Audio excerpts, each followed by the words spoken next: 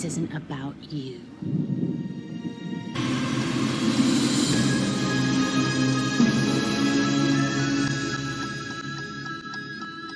What's going on? It's me, Jacob, and if you hear from Loki Episode 1, awesome. This is going to be my Marvel's Loki Episode 2 review. We're going to go over the whole episode from start to finish, all the details, Easter eggs, things you may have missed. This is going to be my deep dive into the episode. This is one of those episodes where it may have seemed relatively short with a start, middle, and finish, but it's one of those episodes you may have to watch a couple times. There are so many things thrown in here, so many little Easter eggs and this little teeny nuggets of information just packed into this episode, and I'm going to go over all of it right now, let you know exactly what you may have missed. Hopefully I give you some information, something to expect in the next episode. I really hope I help you guys out, and if it's your first time here, definitely hit that subscribe button, leave a like, comment, let us know down below. What's your favorite time travel show, movie, entity? I'm really into time travel, if you can't tell. Doctor Who, whatever. My favorite show obviously would be Doctor Who, but my favorite time travel movie would be The Time Machine. I really like the idea of how he just travels so far into the future. Reality has to restart itself again and then again. It's just amazing. What's your favorite time travel show, movie, entity? Let us know down below. What's your favorite? Loki's obviously about time travel. We're going to dive into this episode right now. We're going to go over the whole episode from start to finish.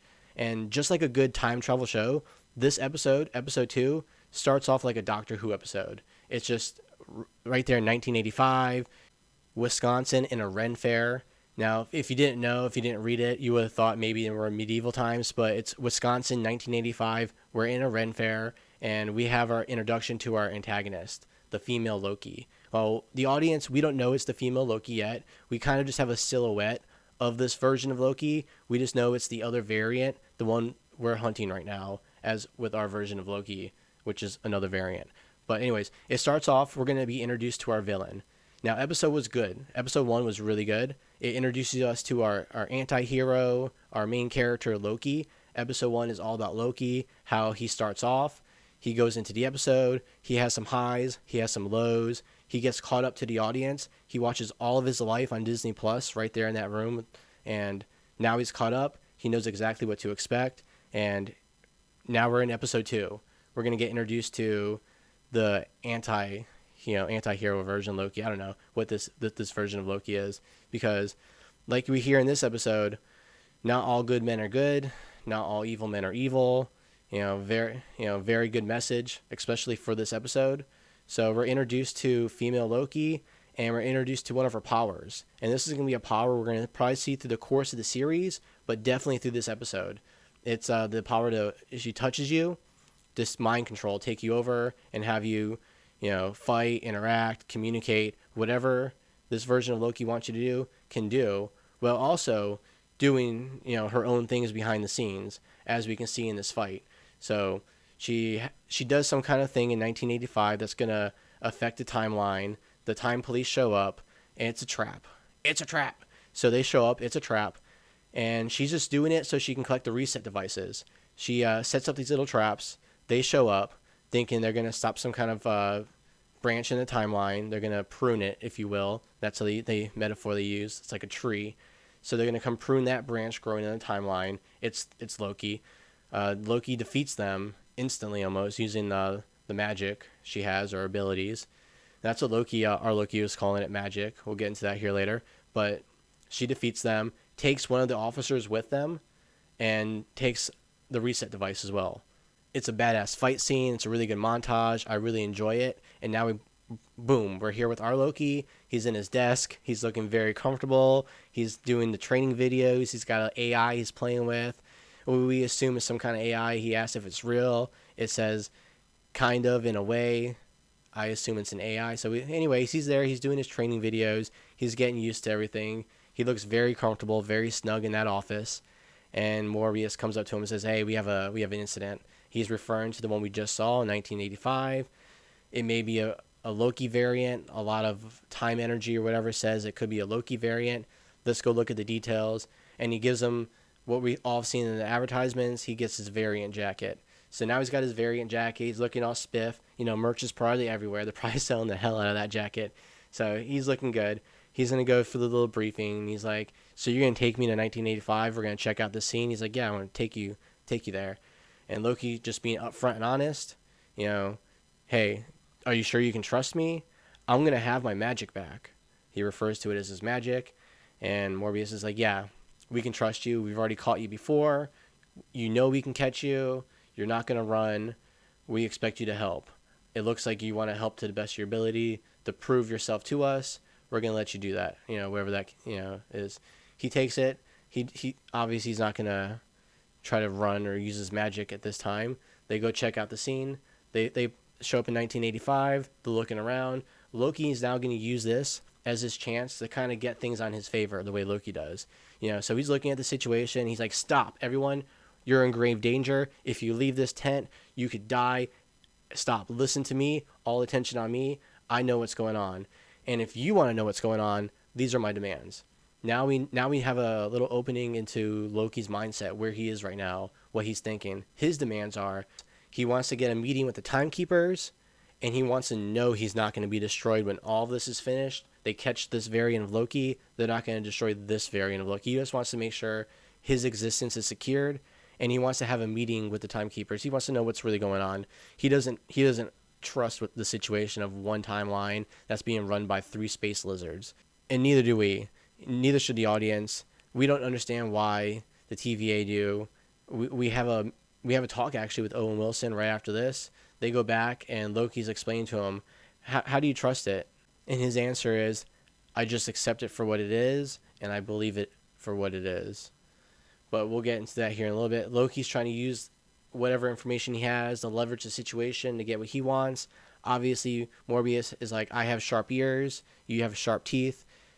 It's not going to work. I see what you're trying to do here. I'm not biting. And then they return. It obviously didn't work, but he now knows what Loki's looking for. That's kind of how that situation just ended up. They go back to the TVA. They report the incident. Nothing really came out of it. They need to come up with a new lead of where this other version of Loki's going to be hiding. So to come up with ideas, where do you go? You go to the library. So they go to the TVA library. It's pretty cool. They have a database of all this information. It's like a real library, but Loki only has the limited access. So he goes in there, and we have another look into Loki's mind. He wants to look up books of the creation of the TVA, and as soon as he found out he doesn't have classification for that, he wants to know the creation, beginning of time. Doesn't have that. How about the end of time? Doesn't have access to that. What do I have access for? Just a couple things. But in that little bit of information he does have, he does see Ragnarok. He does see how that movie plays out, and there's no variation in the timeline. Ragnarok was supposed to be destroyed. So anything that could have happened during that fight on Ragnarok, as he mentions later on, maybe throwing Hulk off that bridge or destroying this or doing that, nothing would have mattered because Ragnarok was supposed to be destroyed and everything was supposed to be destroyed with it. And that's what happened to Asgard. And that gives him an idea. Now he goes to Morbius and says, I have an idea. I did some research in the library, and he's like, did you read all the books? He's like, no, but I have an idea. It's not in the books. It's in the timeline. And he's like, explain. And he has this great idea. It's the apocalypse hiding method. You hide in the apocalypse of any apocalypse, and anything you do, no matter what you do, is just going to be doesn't matter, erased, because the grand timeline is everything's going to be erased.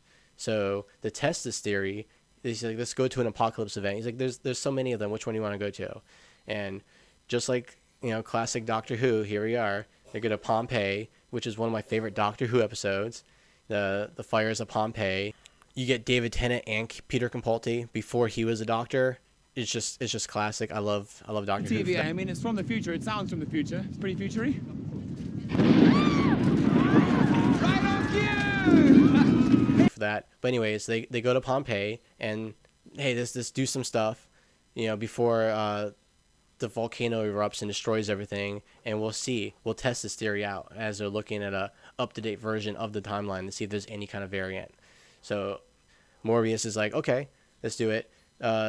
We can't cause too much chaos. I don't want to mess up the timeline too much. How about we just make bird noises and see if that does anything? And Loki's like, bird noises? No. here's what we're gonna do. He just runs into the town, runs into the street, just starts screaming, releasing animals, screaming, "We're from the future. You're all gonna die." Blah blah blah. Just crazy, way out of there. And they're looking at the timeline, and zero fluctuation, zero variance. The volcano erupts, everything gets destroyed. They come back. Boom. Loki found one of the biggest holes in their system. In their security system, he found one of the biggest breaches. How you can hide in an apocalypse and just do whatever you want to do, and there'll be no fluctuations, you'll never be seen, you're completely hidden. And there's so many different apocalypse events throughout the whole universe. You can pick any planet and any time, and they'll never find you. When they get back, they have a little heart-to-heart. Morbius opens up. He's really, excited they found this kind of loophole, and they might have a way of finding this version of Loki. In their version of opening up, we get a little check into Owen Wilson's character, Morbius. For some reason, he likes 1990s jet skis. Jet skis are fun. I won't disagree.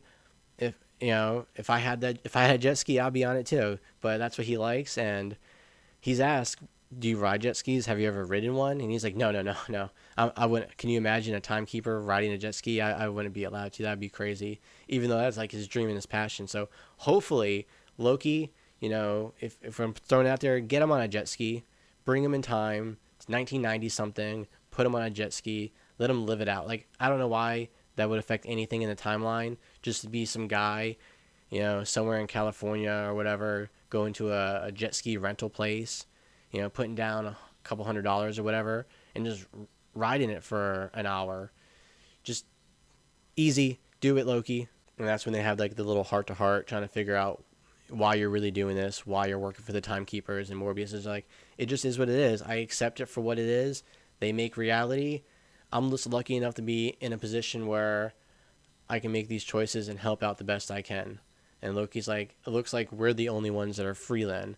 Everyone else has to follow this timeline, and we're the ones who are free, and we're the ones who have to enforce it. Does that seem fair? And Morbius is like, it is what it is, and I just believe in the process. And they just let bygones be bygones. They just drop that subject and go on with it. Now they have an idea. It's that bubblegum we seen in episode 1. That bubblegum could have only existed on planet Earth from this time to this time, and there has to be an apocalypse event from point A to point B, and that's where they're going to look. The first one to find it is going to win their gentleman's bet. Obviously it's going to be our main character here. It's Loki. He's going to find this apocalypse event. Owen Wilson's like, well, I guess if I'm not careful, you're going to steal my job here. Pretty funny. But I don't think he wants to work for the Time Bureau. Not at all. But they find this apocalypse event, and now he has to convince them to bring Loki, which is super easy. He's a super charming guy. He gets to bring Loki. Now, bringing Loki on this mission, he just overwhelmed with excitement. He can't wait. They know they're going to catch this Loki. He has a gut feeling Loki is here. They're going to catch him. And he's like, here, you can bring your daggers, blah, blah, blah. No, that gets shut down like instantly. But it doesn't matter. He'll have his magic. This apocalypse event takes place in Alabama in 2050. In our future, I guess, be careful. It might actually happen if Disney's correct on this. But there's going to be an apocalypse in Alabama. It's going to be a hurricane. It's going to kill and destroy everything in an area. And that's where Loki's hiding right now. They show up there, and they start to investigate the situation. They have to split up in teams. Morbius wants to take Loki, but he can't. He has to go with the Time Bureau, whatever. Loki's cool with it. Morbius isn't, but it just is what it is. So Loki's going off with this officer, and they run into a guy. He's just sitting there. Hey, I'm just shopping for azaleas. I'm looking. It's a hurricane sale, isn't it? Looking for some flowers. And could this be you, Loki? And Loki's like, yeah, that could be a version of me. And it was a version of Loki. And we get to finally meet Loki to Loki. It's really cool how this Loki does it. So like we saw earlier, how Loki has this mind control ability. This Loki uses her mind control ability to take over the guard, taking over the plant guy, take over some big dude. We get to see this ability used a few times, and in the wake, she doesn't kill them. They just wake up with a headache. They explain and show that, and now we have our Loki to Loki showdown. Now our Loki, I'm just gonna call Loki A, and the other Loki we'll call Loki B, just to make it simple. Loki A, our Loki, is like, hey, I'm not working with the time variance. I'm just trying to get a seat with them so I can talk to the timekeepers and take it over. Will you join me? I can use a sidekick like you, a lieutenant, someone like you. And this Loki, Loki B, is like, no, I'm not trying to do any of that. What I'm trying to do is going to be secretive. We're going to explain it probably in episode 3, 4, 5 later on down the road. Maybe you won't find out until the end of the series.